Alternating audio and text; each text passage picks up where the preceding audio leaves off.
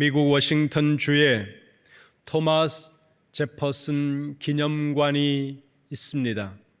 토마스 제퍼슨은 미국 독립선언서의 기초를 만든 사람이면서 미국의 세 번째 대통령이 된 분입니다. 그분을 기념하기 위해서 기념관을 세웠는데 어느 날 보니까 그렇게 오래되지 않았는데도 불구하고 기념관의 벽이 심하게 부식이 되고 있더라는 거죠. 그래서 왜 건물의 벽이 이렇게 빨리 심하게 부식이 되는가 알아봤더니 관리를 하는 직원들이 너무 자주 그 벽을 청소하기 때문에 그 벽이 심각하게 부식이 되고 있더라는 거예요. 그러면 왜 관리 직원들은 그렇게 자주 그 기념관의 외벽을 청소했는가? 그 이유는 너무 많은 비둘기 떼들이 떼를 지어서 날아와 그 기념관 벽에다가 똥을 싸고 가기 때문에 그것을 치우기 위해 어쩔 수 없이 관리 직원들은 계속해서 청소를 하더라는 겁니다. 그러면 왜 토마스 제퍼슨 기념관에 그렇게 수많은 비둘기들이 떼를 지어서 날아오는가 조사를 해봤더니 기념관 안에 있는 거미들을 잡아먹기 위해서 비둘기들이 끊임없이 날아오더라는 겁니다. 그러면 왜 거기는 그렇게 거미가 많은가 또 조사를 해봤더니 거기에는 나방이 굉장히 많이 살더라는 거예요. 그러면 왜 나방이 그 기념관 안에 그렇게 많은가 또 조사를 해봤더니 너무 일찍 조명을 밝게 켜두는 바람에 그 불빛을 보고 수많은 나방들이 기념관으로 날아들더라는 것입니다. 그러니까 기념관의 벽이 너무 빨리 쉽게 부식이 되는 이유는 그 기념관의 조명을 너무 빨리 밝게 그렇게 켜두었기 때문에 벽이 부식되었다는 원인이었다라는 거예요. 존재하는 모든 것에는 원인이 있습니다. 물론 사람들이 그 원인을 알 수 있느냐 하는 것은 또 다른 문제이지만 어떤 사건이 일어났다면 그 사건이 일어나도록 만든 그 원인과 이유가 있더라는 거죠. 요셉은 형들의 특별한 미움을 받았습니다. 왜 요셉이 형들의 특별한 미움을 받게 되었는지 성경의 기록을 토대로 해서 보면 대략 3가지 정도의 이유를 성경이 밝히고 있습니다. 첫 번째는 창세기 37장 2절입니다. 보겠습니다. 창세기 37장 2절 말씀 함께 봅니다. 시작. 야곱의 족보는 이러하니라. 요셉이 17세의 소년으로서 그의 형들과 함께 양을 칠 때에 그의 아버지의 아내들 빌하와 실바와 아들들과 더불어 함께 있었더니 그가 그들의 잘못을 아버지에게 말하더라. 아멘. 요셉이 17살 때의 기록을 말씀하고 있는데 요셉이 어떤 아이였느냐 하면 형제들이 식구들이 잘못하는 게 있으면 그걸 아버지한테 쪼르르 달려가서 그걸 다 고자질하는 성격이었더라는 거예요. 이게 아버지나 부모 입장에서 봤을 때는 귀여웠을런지 모르지만 그러나 또래 집단에서 봤을 때는 제일 꼴보기 싫은 애가 요런 애라는 거예요. 무슨 일만 있으면 엄마한테 쪼르르 달려가서 이르고 아빠한테 달려가서 그것을 고자질하고 그랬던 사람이, 그랬던 아이가 바로 이 요셉이었다는 거예요. 제가 기억하는 저의 초등학교 시절은 매우 조용한 나이였습니다. 실제로 한때 제 별명이 버섯이었습니다. 별명이 버섯인 이유는 그냥 구석에 가만히 쪼그리고 앉아서 아무것도 안 하니까 애들이 쟤는 버섯이야 이렇게 해가지고 제 별명을 버섯이라고 붙였는데 버섯치고는 괜찮게 생기지 않았습니까? 그런데 몇몇 아이들은 제가 자기들을 굉장히 괴롭혔다는 이야기를 저한테 하는 거예요. 저는 기억이 잘 없는데 그래서 나중에 아이들의 이야기를 이렇게 들으면서 기억을 더듬어 보니까 제가 몇몇 아이들을 괴롭히기는 했던 것 같은데 주로 어떤 애들을 괴롭혔느냐 하면 선생님의 특별한 사랑을 받는 애들을 괴롭혔던 거예요. 이런 애들이 있습니다. 선생님이 수업을 열심히 하고, 그리고 초등학교는 이제 선생님이 한 분이 다 가르치지 않습니까? 거의 다 공부를 마치고, 그리고 저녁 때 공부가 끝날 때쯤 되면 선생님이 숙제를 내주는데, 어떤 날 운이 좋은 날은 선생님이 오늘 숙제 없다 이렇게 얘기하면 대부분의 아이들이 와 이러는데, 그 기집 애들은 선생님 숙제 내주세요 요러는 애들이 있었다는 거예요. 그러는 애들을 제가 괴롭혔습니다. 무슨 잘못을 형제들이 하면 그걸 아버지에게 가서 바로 고자질하고, 그러다 보니까 미움을 받는 거예요. 두 번째는 3절입니다. 3절 보세요. 같이 봅니다. 시작.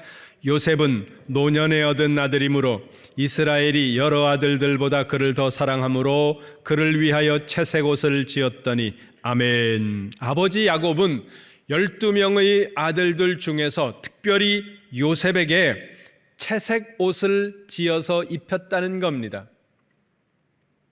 이건 특별한 옷을 입혔다고 기록하고 있는 겁니다. 특별한 옷을 만들어서 입혔다는 이 한 가지만으로도 요셉은 그 형제들로부터 미움을 받을 수밖에 없는 거죠. 아주 어린 시절의 기억을 돌아다 보면 명절을 아이들이 굉장히 기다렸습니다. 요즘에는 아이들이 명절 돼도 명절 별로 안 기다리지만, 그때 당시에는 명절이 되어 특별한 음식을 먹고, 그리고 특별한 새 옷을 입을 수 있으니까 아이들이 명절을 기다리는데, 5일장이 서는 날, 특별히 명절을 앞두고 5일장이 서면 아이들이 5일장에 가신 부모님들을 기다립니다. 새로운 명절 옷을 사올 거라는 것을 알기 때문에 그걸 기다리는 거죠. 어느 날엔가 어머니가 안흥에 있는 시장을 가셔서 늦은 시간에 돌아오셨는데, 돌아오시면 우리가 그 어머니가 시장에서 사온 보따리를 이렇게 놓고 빙 둘러 앉아서 이건 누구 거 이건 누구 거 그러면서 옷을 나눠주는데, 한 번은 제 옷이 없는 거예요. 그러면서 어머니가 이렇게 말해요. 너는 형 거 빨아놨으니까 그거 입어. 근데 그 앞에서 아무 내색도 안 하려 그러는데 초등학생이 어떻게 그걸 내색을 안 하느냐는 거예요. 제가 주워온 애가 아니에요. 그런데 다 사주는데 제 것만 안 사준 거예요. 막 울음이 쏟아지는 거를 참고 그러다가 저녁에 이불을 머리까지 끌어다 덮고 이불 속에서 한참을 울다가 잠이 들었던 그런 기억이 있습니다. 그렇게 차별을 하면서 요셉에게 좋은 옷을 해서 입히다 보니까 요셉이 형들로부터 미움을 받았는데, 당시 고대 근동의 문화를 살펴보면 형제들 가운데 채색 옷을 입혀주는 그 아이는 다음 부족의 부족장이 된다는 사인이기도 했다는 것입니다. 물론 성경에는 그와 같은 기록이 없습니다. 하지만 팔레스틴 근방에 사는 다른 부족들의 자료를 보면 다음 부족장이 될 자녀에게 그 부모는 특별한 색깔이 있는 옷을 지어서 자녀에게 입혔다는 겁니다. 그러니 이 요셉이 다른 형제들로부터 질투를 받을 수밖에 없었다는 거죠. 세 번째는 5절입니다. 5절 말씀 봅니다. 같이 봅니다. 시작. 요셉이 꿈을 꾸고 자기 형들에게 말하매 그들이 그를 더욱 미워하였더라. 아멘. 요셉이 꿈을 꾸었다고 말하면서 그 꿈 내용을 와서 이야기하는데, 꿈 내용이 또한 형제들의 속을 뒤집어 놓는 내용이었습니다. 그와 같은 이유로 인해서 요셉은 13년이라고 하는 길고 긴 시간을 고난의 터널 속에 던져지는 삶을 살아야 했더라는 거죠. 그리고 마침내 30살이 되었을 때 요셉은 애굽의 총리가 되었습니다. 총리가 되었을 뿐만 아니라 17살 때까지 꿈꾸었던 그 자기의 꿈이 실현되는 일들이 일어난 것입니다. 그러면 여기서 요셉은 자신의 꿈을 이루어 주시는 분이 자기가 아니라고 자기의 꿈을 이룬 것이 자신이 아니라 내 꿈을 이루어 주시는 분이 하나님이라고 이렇게 일단 고백하고 있는 것을 우리가 성경을 통해서 볼 수 있는데요. 41장으로 갑니다. 41장 51절입니다. 함께 보겠습니다. 시작. 요셉이 그의 장남의 이름을 므낫세라 하였으니 하나님이 내게 내 모든 고난과 내 아버지의 온 집 일을 잊어버리게 하셨다 하미요. 아멘. 요셉이 아들을 낳고 아이들의 이름을 짓는 내용입니다. 히브리인들은 대체로 부모의 신앙 고백을 담아서 자녀들의 이름을 짓습니다. 대표적인 사람이 모세인데요. 출애굽기 2장 22절에 보면 모세가 아이를 낳고 이름을 짓는데 아들의 이름을 게르솜이라고 짓습니다. 게르솜이라는 이 단어의 의미가 뭐냐면 내 인생이 이방의 땅에서 덧없이 흘러간다, 그런 뜻이에요. 요셉은 어떻습니까? 요셉은 첫 번째 아들 이름을 뭐라고 지었습니까? 오늘 우리가 읽은 본문에 보니까 므낫세라고 지었다는 거예요. 거기 보세요. 중간쯤을 보세요. 51절 말씀. 므낫세의 의미가 뭡니까? 하나님이 내 모든 고난과 내 아버지의 온 집 일을 잊어버리게 하셨다. 이게 므낫세라는 뜻이라는 거예요. 내 모든 지난날 아버지 집에서 형제들과의 사이에서 있었던 그 아픈 과거를 잊어버렸다는 거예요. 그 다음에 두 번째 아들 이름을 짓고 있는데 52절입니다. 52절 함께 봅니다. 큰 소리로 시작. 차남의 이름을 에브라임이라 하였으니 하나님이 나를 내가 수고한 땅에서 번성하게 하셨다 함이었더라. 아멘. 둘째 아들 이름이 뭐냐면 에브라임이에요. 에브라임의 의미는 거기 나와 있는 대로 내가 수고한 땅에서 번성했다. 이것이 에브라임의 의미라는 거죠. 그런데 51절과 52절을 통해서 우리가 두 아들의 이름을 보면 요셉의 신앙 고백인데요. 이 내용을 보면 내 모든 지난날의 아픔을 잊어버렸다. 그리고 내가 수고한 땅에서 내가 성공했다. 그런데 그 앞에 보세요. 잊어버리게 하는 분도 그리고 번성하게 하는 분도 하나님이라고 고백하고 있다는 거예요. 하나님이 내 모든 고난을 잊어버리게 했고 하나님이 내가 수고한 땅에서 번성하게 했다고 이렇게 고백하고 있다는 것입니다. 그러면 이제 우리는 이 지점에서 질문을 해야 됩니다. 왜 하나님께서는 요셉의 꿈을 이루어 주시는 걸까? 원인 없는 사건이 없다고 말씀드리지 않았습니까?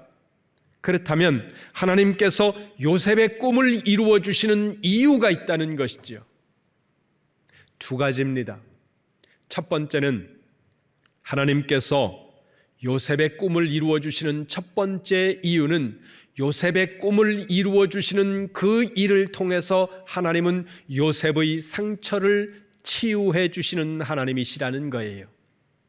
꿈을 이루어 주심으로 그의 아픔과 그의 상처와 그의 과거에 고통스러웠던 일들을 하나님은 치유하시는 하나님이라는 겁니다. 41장 41절 봅니다. 41장 41절 창세기 함께 봅니다. 시작. 바로가 또 요셉에게 이르되 내가 너를 애굽 온 땅의 총리가 되게 하노라 하고 아멘. 요셉의 꿈이 이루어졌습니다. 성공했다는 거예요. 41장 51절 이름 짓는 내용 아까 보지 않았습니까? 뭐라고 이름을 지었습니까? 므낫세라고 지었다는 거예요. 큰아들 이름을. 이집트의 총리가 되는 큰 성공을 했습니다.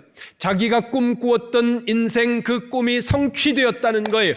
그 꿈이 성취된 순간 이 요셉은 아들의 이름을 지으면서 뭐라고 고백합니까?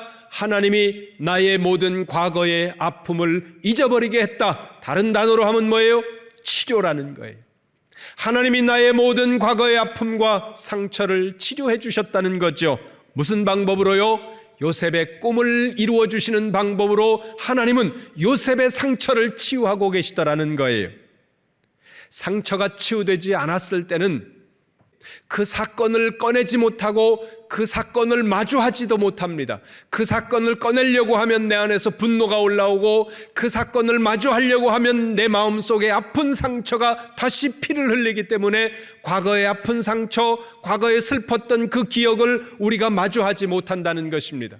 그런데 그 상처를 마주한다는 건 뭐예요? 치료가 되었다는 겁니다. 그 이야기를 꺼낸다는 건 뭐예요? 그 과거의 사건이 상처가 아니고 치유된 상처라는 것입니다. 그렇기 때문에 꺼낸다는 거예요. 요셉은 지금 아들 이름을 지으면서 과거에 상처받았던 그 아픈 사건을 꺼내고 있습니다. 내 아버지의 온 집 일, 아버지의 집에서 형제들과 있었던 그 많은 아픈 사건들을 꺼내고 있다는 거죠. 이건 뭐예요? 치료가 됐다는 거예요. 이야기하고 있다는 겁니다. 이건 뭐예요? 상처가 회복이 되었다는 것입니다.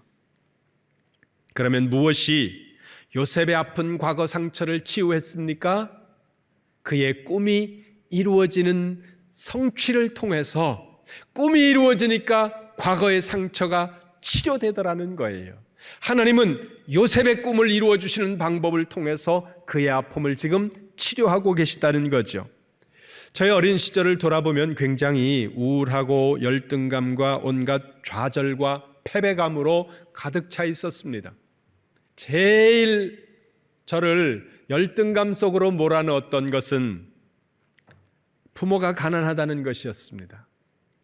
그리고 제가 중학교밖에 졸업하지 못한 가난한 아이라고 하는 것이 저에게 한없는 열등감, 그 외에도 많죠.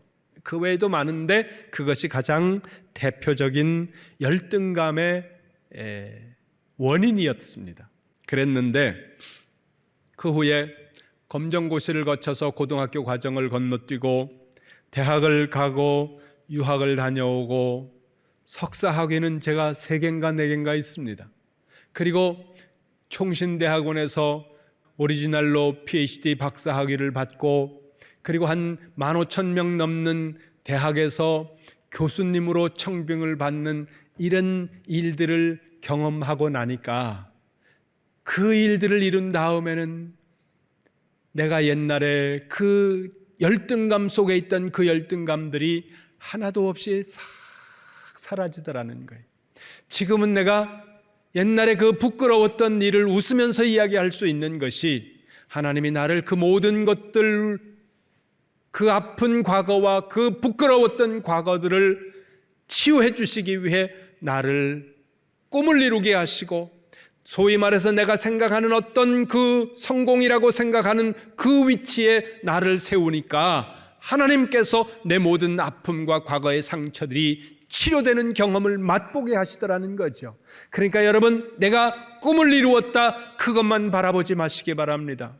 여러분이 꿈을 이루셨습니까? 감사한 일이에요. 축하할 일입니다. 그런데 여러분, 그 꿈을 이루게 하시는 하나님은 여러분의 꿈을 이루시는 그 일들을 통해서 여러분 내면 속에 있는 그 아픔과 상처를 만져주시고 치료하시는 중이라는 거예요.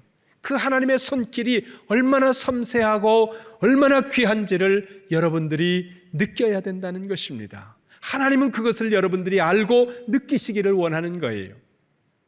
그런데 우리가 이 자리에만 머물러 있으면 안 된다는 것입니다. 그러면 어떻게 해야 되는가? 2번째 단계로 나가야 된다는 거예요. 그러면 2번째 단계가 어디냐? 2번째 단계는 창세기 45장입니다. 보겠습니다. 45장 2절 말씀 함께 봅니다. 시작. 요셉이 큰 소리로 우니 애굽 사람에게 들리며 바로의 궁중에 들리더라. 아멘. 지금 야곱의 아들들, 그 앞에 엄청난 위험으로 서 있는 그 애굽의 총리가 The Great Empire, 대제국 이집트입니다. 거기에 프라임 미니스터, 총리예요. 그 총리로 서 있는 그 사람이 자기들이 팔아버렸던 그 17살짜리 동생이라는 사실은 전혀 인지하지 못한 채 잔뜩 긴장하고 서 있는 그들 앞에 이 총리가 된 요셉이 자신을 공개합니다. 형들을 향해서, 내가 요셉이야. 형들이 팔았던 그 요셉이 나야. 그러면서 요셉이 자기 안에서 올라오는 그 과거의 아픈 울음을 통곡으로 표현하는 거죠. 거기 보세요. 큰 소리로 울었는데 애굽 사람에 들리며 바로의 궁중까지 들리더라. 그 넓은 총리의 궁궐 담을 넘어서 멀리까지 들릴 만큼 요셉은 통곡을 하는 거예요. 3절에 보니까 형들이 놀라서 서 있습니다. 아무 말도 하지 못하고 얼어붙은 채 그 자리에 서 있는데, 거기에 서 있는 그 순간이 너무너무 두렵고 고통스러웠겠죠, 동생은. 그런데 요셉이 이렇게 말합니다. 5절입니다. 5절. 중요한 말씀입니다. 5절 시작. 당신들이 나를 이곳에 팔았다고 해서 근심하지 마소서, 한탄하지 마소서. 하나님이 생명을 구원하시려고 나를 당신들보다 먼저 보내셨나이다. 아멘. 여러분 잘 보세요. 5절을 통해서 하나님이 말씀하세요. 뭐라고 말씀합니까? 이게 내 꿈이야. 요셉의 꿈은 높은 자리에 올라가는 것이었고 형들과 모든 사람들이 자기에게 절하는 것, 그것이 요셉의 꿈이었습니다. 그런데 하나님의 꿈은 그 요셉의 꿈을 통해서 이스라엘 백성들을 큰 민족으로 만들어가고 이스라엘 백성들을, 야곱의 후손들을 그 7년 흉년 가운데서 생명을 지켜주는 것, 그것이 하나님의 꿈이었더라는 거예요. 여러분 기억하세요? 내 꿈이 이루어져서 감사해, 거기서 멈추면 안 된다는 겁니다. 내 꿈이 이루어졌습니까? 여러분의 꿈을 통해서 하나님이 꿈꾸는 것들이 있다는 거예요. 그 하나님의 꿈을 찾으셔야 된다는 겁니다. 여러분의 성공을 통해, 여러분의 번영을 통해, 여러분의 어떤 풍요를 통해서 하나님이 무엇을 꿈꾸고 있는지를 여러분이 발견하셔야 된다는 거예요. 요셉을 통해서는 이스라엘 백성들을 먹여 살리는 것이 하나님의 꿈이었다면, 여러분을 통해서는 하나님이 이루시려고 하는 꿈이 무엇인지를 여러분만이 알고 하나님이 아신다는 거죠. 그걸 여러분들이 찾으셔야 된다는 겁니다. 그냥 내가 이룬 성공, 내가 올라간 이 자리, 내가 있는 이 풍요의 자리, 여기가 좋습니다, 그리고 거기 앉아 있으면 안 된다는 거예요. 자주 말씀드리잖아요. 모든 축복에는 사명이 있습니다. 오늘 저를 통해, 여러분을 통해, 우리 이룸교회를 통해 이루고자 하시는 하나님의 꿈이 있다는 거예요. 이룸교회의 의미가 뭐예요? 하나님의 뜻을 이룬다. 그래서 이룸이에요. 하나님이 우리 교회를 통해서 이루고자 하는 하나님의 꿈이 있다는 거예요. 하나님이 여러분의 가정을 통해서 이루고자 하는 꿈이 있다는 것입니다. 하나님이 여러분 한 분 한 분을 통해서 이루고자 하는 꿈이 있어서 하나님은 여러분들을 성공시키고 여러분들의 꿈을 이루어주시는 하나님이라는 사실을 여러분이 기억하시기를 주님의 이름으로 축원합니다. 성경을 읽으면 읽을수록 너무너무 감사하고 하나님이 매력적인 분이세요. 가난 때문에 받은 우리의 상처를 치료하시기 위해 하나님은 우리를 부요하게 하시고, 그리고 배우지 못해 받은 상처를 치유해 주시기 위해 하나님은 우리에게 지식의 풍요로움을 허락하시고, 그리고 힘이 없어서 받은 우리의 상처를 치료하시기 위해 하나님은 때로 우리를 높은 자리에 올려놓으시고, 그리고 때로 하나님은 우리가 꿈이 없어서 받은 상처를 치료해 주시기 위해서 우리의 꿈을 이루어 주시는 하나님, 그 하나님이 저와 여러분이 믿는 하나님이고 오늘 우리가 예배하는 하나님이라는 것입니다. 여러분 잊지 마시기 바랍니다. 하나님이 꿈이 있어요. 우리를 향한, 여러분을 향한 꿈을 가지고 계신 하나님이라는 사실을 기억하면서 여러분의 입을 통해서 하나님의 꿈이 요셉처럼 고백되어지는 역사가 일어나기를 주님의 이름으로 축원합니다. 우리 하나님은 우리를 향해서 꿈을 가지고 계시다는 거예요. 교회를 향한 꿈을 가지고 계시고, 여러분 가정을 향한 꿈을 가지고 계시고, 여러분 개인을 향해서 꿈을 가지고 계시다는 거죠. 여러분이 병든 채, 여러분들이 가난한 채, 여러분들이 세상에 밀리면서 눈치 보면서 그렇게 사는 것을 하나님은 기뻐하지 않으신다는 거예요. 하나님은 여러분들을 높이시고 여러분들을 풍요롭게 하시고 여러분들의 꿈을 성취시키는 방법을 통해 하나님의 꿈을 이루시기를 계획하신 것을 오늘 요셉을 통해 보여주고 있다는 사실을 기억하면서, 여러분 요셉의 꿈을 이루심으로 요셉의 상처를 치료하시고 요셉의 꿈을 이루심으로 하나님의 꿈을 이루시는 이 하나님을 통해, 이 하나님을 여러분이 꿈의 성취를 통해 경험하시고 그 일들을 통해서 여러분이 노래하며 춤추는 행복한 인생의 주인공들이 되시기를 주님의 이름으로 축원합니다.